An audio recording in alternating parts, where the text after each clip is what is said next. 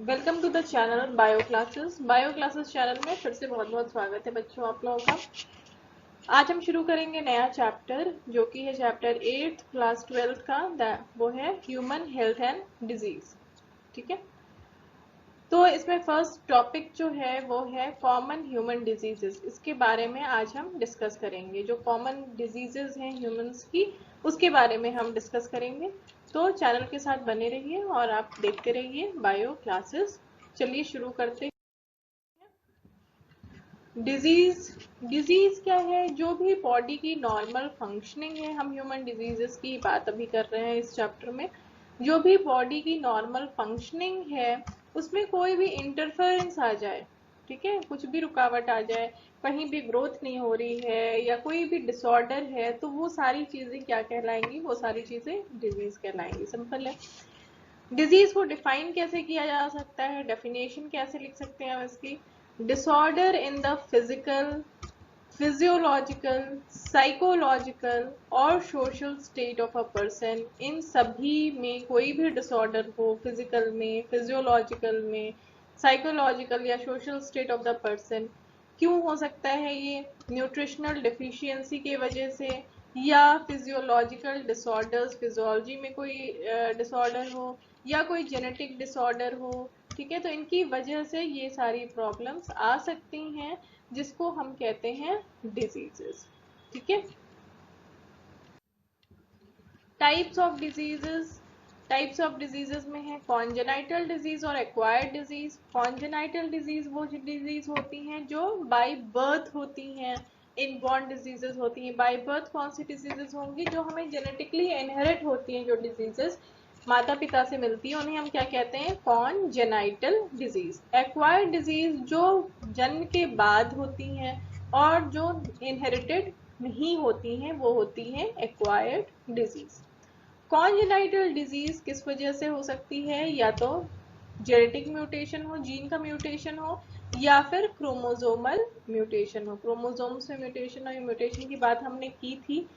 Mutation कितने types के होते हैं ये सब हमने पढ़ा था।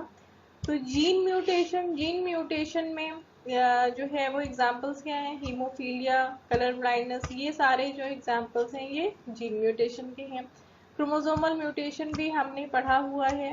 डाउन सिंड्रोम, क्लिनफिल्टर सिंड्रोम, ये एग्जांपल्स हैं क्रोमोसोमल म्यूटेशन के। दूसरा टाइप था एक्वायर्ड डिजीज। एक्वायर्ड डिजीज जो आफ्टर बर्थ मिलती हैं और इनहेरिटेड नहीं होती हैं। इनमें है कम्युनिकेबल डिजीज और इन्फेक्शियस डिजीज, या दूसरी non communicable disease and non infectious diseases. Communicable जो कम्युनिकेट होती हैं किसी भी कैरियर के थ्रू, चाहे एयर, वाटर, फिजिकल कांटेक्ट या वेक्टर से होते हुए ये डिजीज पर्सन से हेल्दी पर्सन में ट्रांसफर होती है, उसे हम कहते हैं कम्युनिकेबल या इन्फेक्शियस डिजीज। और नॉन कम्युनिकेबल मतलब कि इनमें ये एक इंसान से दूसरे इंसान में ट्रांसफर नहीं होती है। कम्युनिकेबल डिजीजेस किसके द्वारा हो सकती हैं? Bacteria, virus, protozoa, helminth, fungus, इन सब से। और नॉन कम्युनिकेबल डिजीजेस जो होती हैं ज़्यादातर डिफिशियंसी डिजीजेस जो होती हैं, जो भी न्यूट्रिशन आप नहीं ले रहे हैं या किसी चीज़ की डिफिशियंसी है बॉडी में, वो नॉन कम्युनिकेबल डिजीज होंगी। कोई किसी भी पार्ट का डिजेनरेट होना, वो है degenerative disease. Cancers, allergic reactions, ये भी क्या है? हाइपर एक्टिविटी है सेल की, बॉडी की, ये allergic diseases. Hyper sensitivity of the body है, ये भी क्या है? Non communicable disease. पैथोजेंस, ये सारे पैथोजेंस हो सकते हैं। प्रोटोजोआन, हेलमिंथ्स, फंजाई, वायरस, बैक्टीरिया जो डिजीज को कॉज करते हैं। डिजीज को कॉज करने वाले माइक्रोब्स को पैथोजेंस कहते हैं। पहला डिजीज है टाइफाइड। टाइफाइड पॉजिटिव एजेंट क्या है? साल्मोनेला टाइफी, जो कि है बैक्टीरिया। और होता कैसे है ये? कंटामिनेटेड फूड और वाटर से। ये स्मॉल इंटेस्टाइन में माइग्रेट करता है। फूड से कहाँ जाएगा? एलिमेंट्री कैनाल में ही पहले जाएगा, वहां से स्मॉल इंटेस्टाइन में माइग्रेट करता है और ब्लड के थ्रू ये दूसरे ऑर्गन्स में भी जा सकता है। सिम्टम्स क्या है टाइफाइड के? टाइफाइड ये कॉमन डिजीज है, सुना भी होगा आपने। टाइफॉइड फीवर होता है, हाई टेम्परेचर होता है, 39 to 40 डिग्री सेंटीग्रेड के बीच में टेम्परेचर हो जाता है, weakness, stomach pain, constipation, headache, loss of appetite, कमजोरी होना, और बहुत से केसेस में, बहुत जब सीवियर केस हुआ है तो इंटेस्टाइनल परफोरेशंस हो जाते हैं और इंसान की डेथ भी हो सकती है। कंफर्मेशन टेस्ट टाइफाइड का विडाल टेस्ट है, कई बार पूछा जा चुका है। विडाल टेस्ट किसके लिए होता है? टाइफाइड के लिए होता है। विडाल टेस्ट किसके लिए होता है? टाइफाइड के लिए होता है। ठीक है। एक लेडी थी मैरी मैलन, ये टाइफाइड की कैरियर थी और ये बाय प्रोफेशन बाय क्या थी? ये कुक थी, और जिसके वजह से इन्होंने टाइफाइड को, इनको पता भी नहीं था कि ये कैरियर है, और इसके वजह से इन्होंने टाइफाइड को कई सालों तक कुक करके, खाना बना बना के लोगों को खिलाया और लोगों को ये बीमारी दी। ठीक है। Next diseases, pneumonia. निमोनिया का पॉजिटिव एजेंट है स्ट्रेप्टोकोकस निमोनी और हीमोफिलस इन्फ्लुएंजाई बैक्टीरिया से ये होता है। होता कैसे है ये? इनहेलेशन ऑफ ड्रॉपलेट्स, जो छींक के या सांस से जो बाहर ड्रॉपलेट्स निकलते हैं, एयर ड्रॉपलेट्स जो हमारे नाक से या मुंह से निकलते हैं, उनसे ये इन्फेक्टेड पर्सन से हेल्दी पर्सन में चले जाते हैं। Sharing of glasses, used material, utensil, ठीक है, जिसमें भी आपका ड्रॉपलेट जा रहा है एक हेल्दी में, इन्फेक्टेड पर्सन से हेल्दी पर्सन में, उसके थ्रू ये होता है। सिम्टम्स क्या है निमोनिया के? ये इन्फेक्शन करता है रेस्पिरेटरी ट्रैक्ट को, इन्फेक्ट करता है सबसे पहले। उसके बाद ये एल्वियोलाई तक इसका इन्फेक्शन चला जाता है, लंग्स की एल्वियोलाई तक, और ये एल्वियोलाई जो होती हैं ये फ्लूइड से भर जाती हैं। ठीक है। जिसके वजह से क्या होता है? ये एल्वियोलाई जो होती हैं ये फ्लूइड से भर जाती हैं, जिसके वजह से सांस लेने में दिक्कत होती है, और हाई फीवर रहता है, कफ होता है, हेडेक होता है निमोनिया में। और जब आप निमोनिया में ये अंदर फ्लूइड भरा होता है उस टाइम पेन भी होता है लंग्स में। सीवियर केसेस में लिप्स और फिंगर्स, नेल्स जो होते हैं वो ग्रे या ब्लूइश हो जाते हैं, क्योंकि जब ये फ्लूइड भरा होता है तो transport of oxygen properly body में नहीं हो पाता है, लंग्स प्रॉपर काम नहीं करता है, जिससे ट्रांसपोर्ट ऑफ ऑक्सीजन बॉडी में प्रॉपर नहीं होता है, जिसके वजह से वो रीजन्स जो होते हैं वो ब्लू कलर के हो जाते हैं। ठीक है। Next is common cold. Common cold का पॉजिटिव एजेंट है राइनोवायरस। होता कैसे है? इनहेलेशन ऑफ ड्रॉपलेट्स या कफ, स्नीजिंग के थ्रू एक पर्सन से दूसरे पर्सन को इन्फेक्ट करता है। कंटामिनेटेड ऑब्जेक्ट से आप अपनी चीजों को शेयर कर रहे हैं, उससे होता है। सिम्टम्स क्या हैं? Infect the nose, respiratory tract को ये इन्फेक्ट करता है लेकिन लंग्स तक नहीं जाता है। सिम्टम्स इसमें क्या है? नेजल का कंजेशन हो सकता है या एक्सेसिव डिस्चार्ज, सोर थ्रोट, आवाज का भारी होना, हॉर्सनेस, कफ, हेडेक, टायर्डनेस, ये सब कॉमन कोल्ड है जो सबको कभी ना कभी जरूर होता है। ये 3 से 7 डेज में इसका एक साइकिल होता है, जिससे 3 से 7 डेज में ये अपने आप खत्म भी हो जाता है। Next disease is malaria. Malaria का पॉजिटिव एजेंट है प्लाज्मोडियम वाइवेक्स या प्लाज्मोडियम मलेरी या प्लाज्मोडियम फैल्सीपेरम। ये क्या है? प्लाज्मोडियम क्या है? प्रोटोजोआ है। ठीक है। प्लाज्मोडियम फैल्सीपेरम की वजह से मैलिग्नेंट मलेरिया होता है, जो कि डेथ कॉजिंग हो सकता है, which could be fatal. Epidemiology क्या है इसकी? ये होता कैसे है? फीमेल एनाफिलस मॉस्किटो के बाइट से होता है, क्योंकि इसकी साइकिल कंप्लीट 2 होस्ट में होती है, फीमेल एनाफिलस मॉस्किटो और ह्यूमन बींग्स में। टारगेट ऑर्गन्स ह्यूमन बींग्स में क्या है? आरबीसी और लिवर। और इसके लक्षण क्या है कि इसमें बुखार बहुत तेज होता है और ठंडा लेके बुखार होता है, ठंड भी लगती है बुखार के टाइम में। और ये इसमें अल्टरेशन पाया जाता है, जैसे कि बुखार का एक टाइम पीरियड होता है कि 6-6 घंटे पे ये बुखार तेज होता है और उस टाइम पे ठंड लगती है, आप रजाई पे रजाई उड़ाते जाइए, लेकिन उस इंसान को ठंड लगती रहती है, वॉमिटिंग होती है। तो इसलिए अगर ठंड लेके बुखार होता है तो डॉक्टर सबसे पहले मलेरिया का टेस्ट कराता है। लाइफ साइकिल कैसे है इसमें?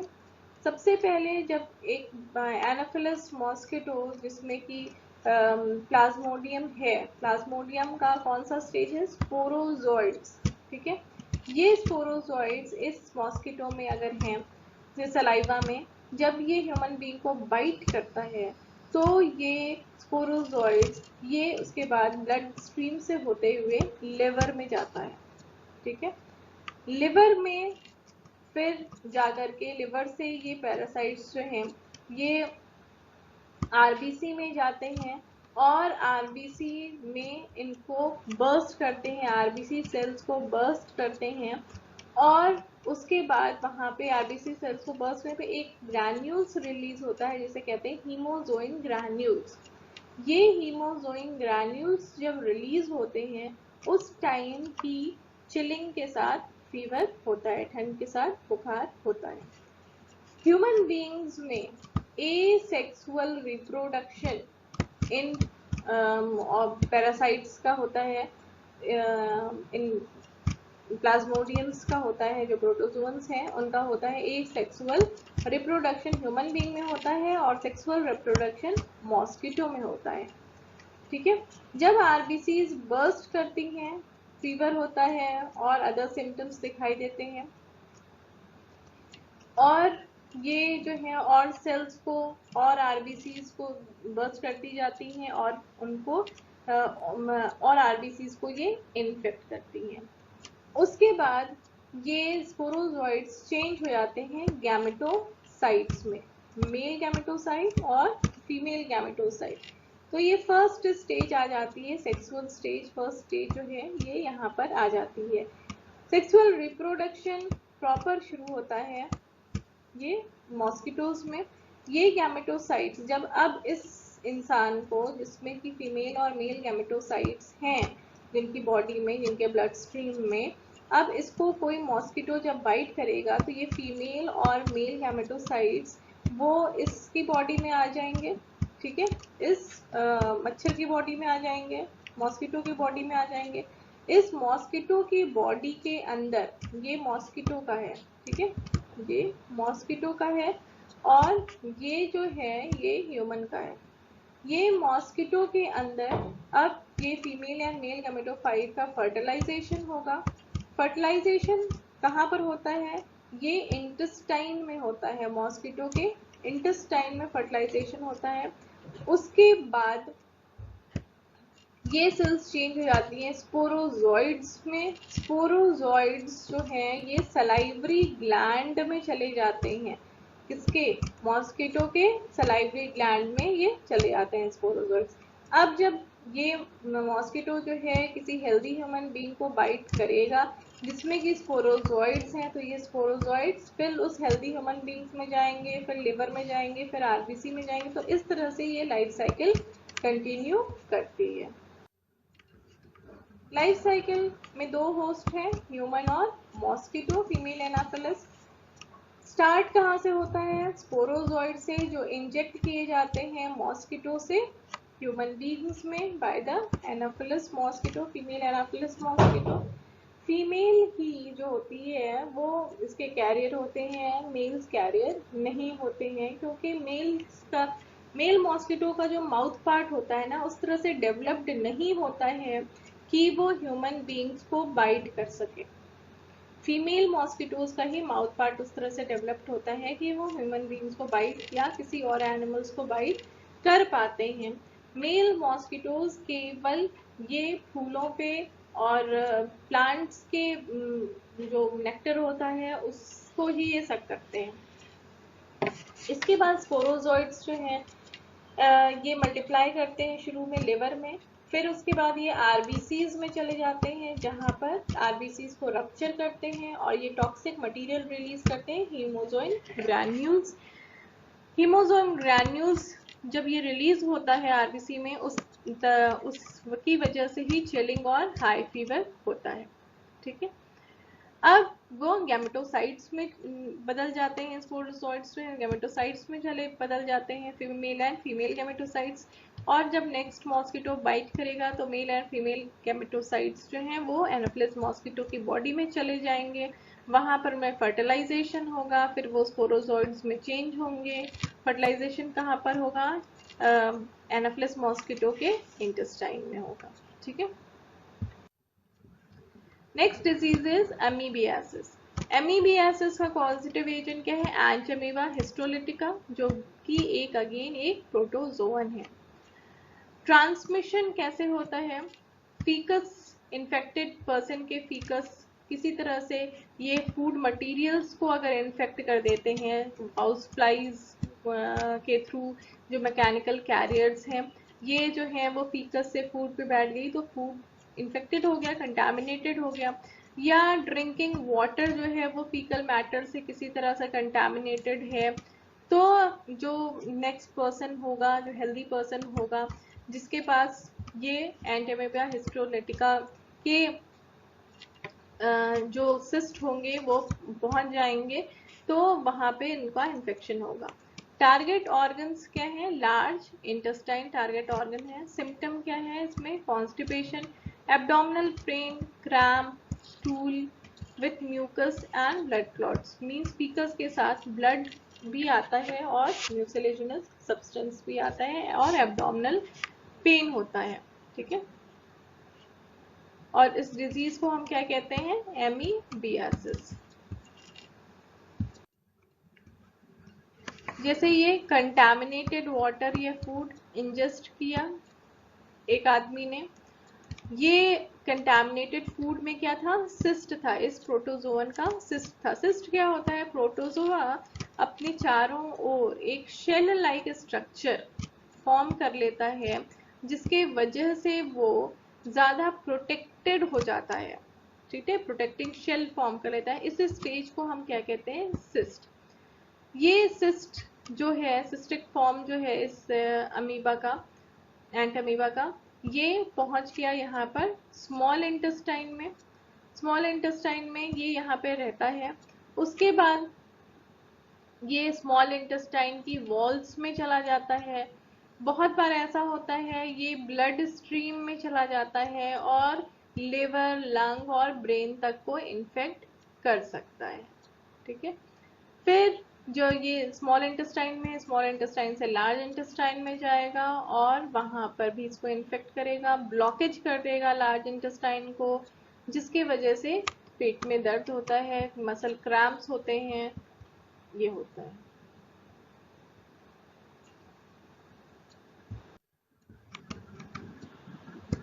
एस्केरियासिस, एस्कैरिस लुम्ब्रिकॉइडस की वजह से होता है, जो कि एक हेलमिंथ है, जिसको डिटेल में हमने पढ़ा भी है एनिमल किंगडम चैप्टर में।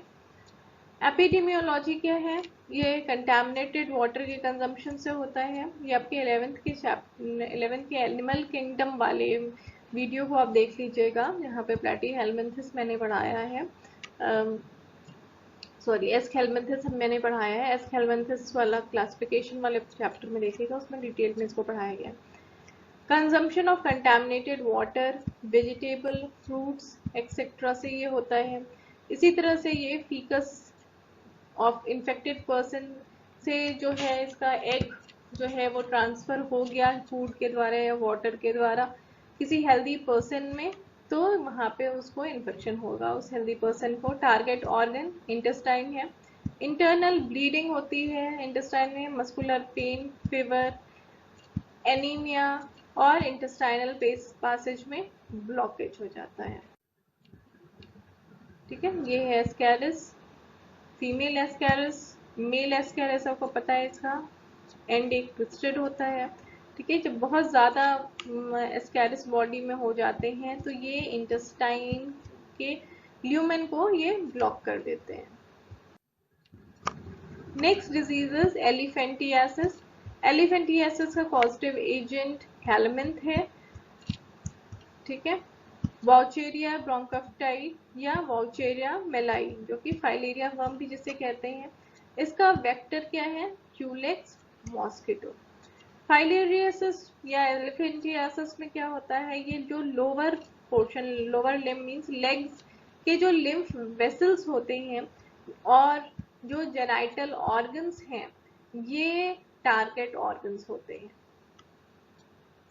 इनमें लोअर मतलब कि लेग्स के लिम्फेटिक वेसल्स जो होते हैं वो एलिफेंट की तरह, मतलब पैर जो हैं बहुत मोटे हो जाते हैं एलिफेंट की तरह, क्योंकि लिम्फेटिक वेसल्स जो होती हैं वो उनमें फ्लूइड भर जाता है, जिसकी वजह से वो मोटी हो जाती हैं और जेनाइटल ऑर्गन्स का डिफॉर्मेशन हो जाता है। तो ये कैसी डिजीज है, ये हेलमिन्स की डिजीज है बाय वाउचेरिया ब्रोंकोप्टाई या वाउचेरिया।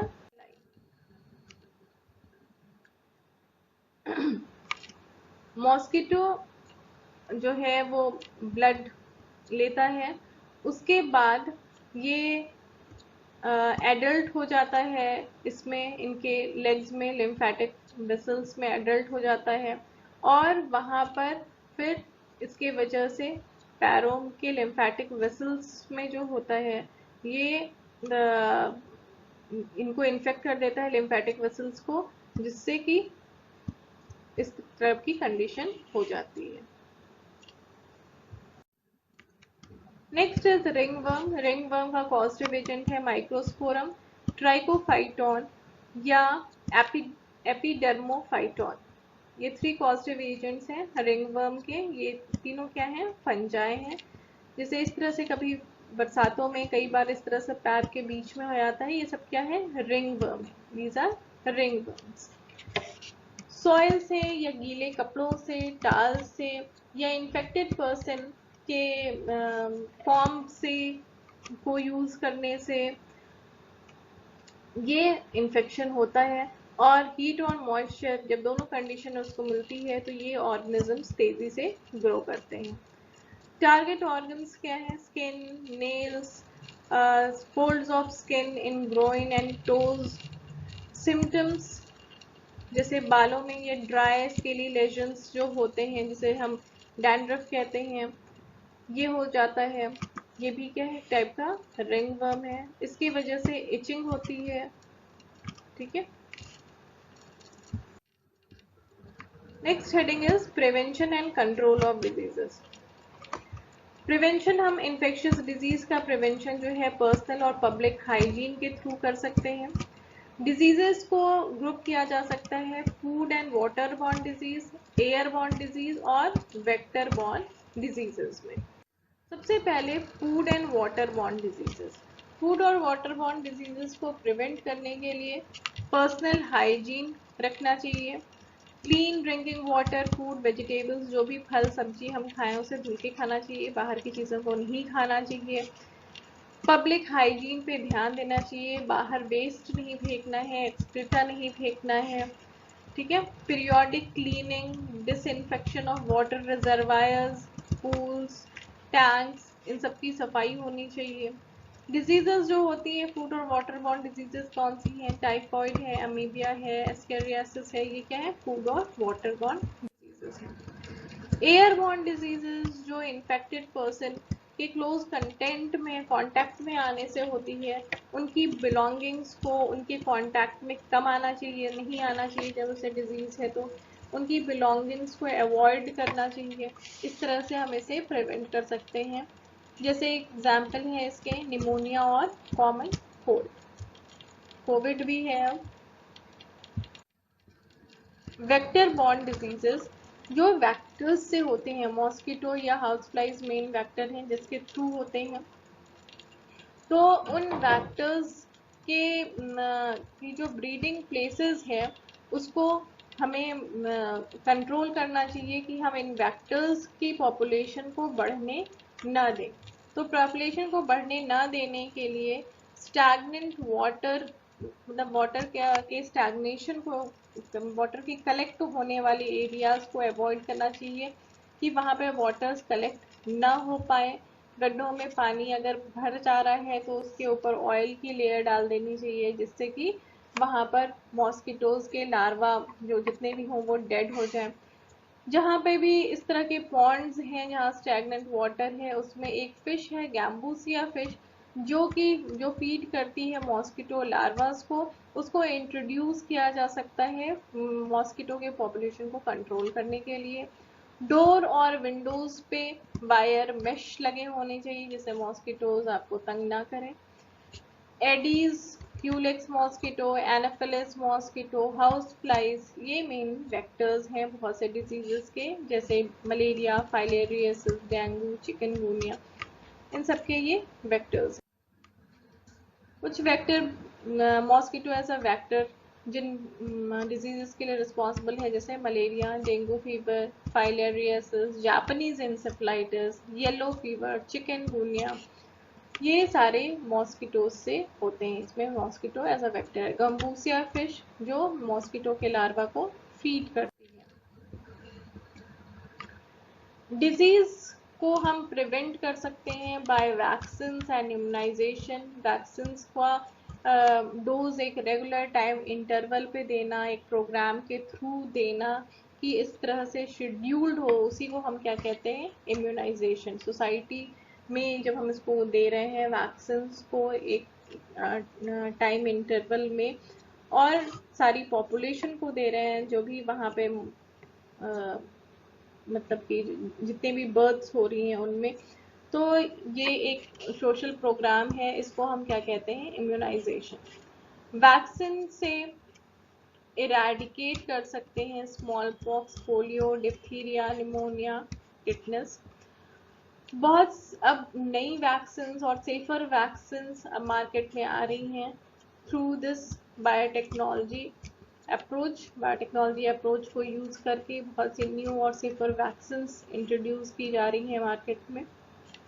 एंटीबायोटिक्स और बहुत सारे ड्रग्स ने भी बहुत हद तक इन्फेक्शियस डिजीजेस को कंट्रोल किया है। तो इस तरह से इन डिजीजों को कंट्रोल किया जाता है, कंट्रोल करने की कोशिश की जा रही है।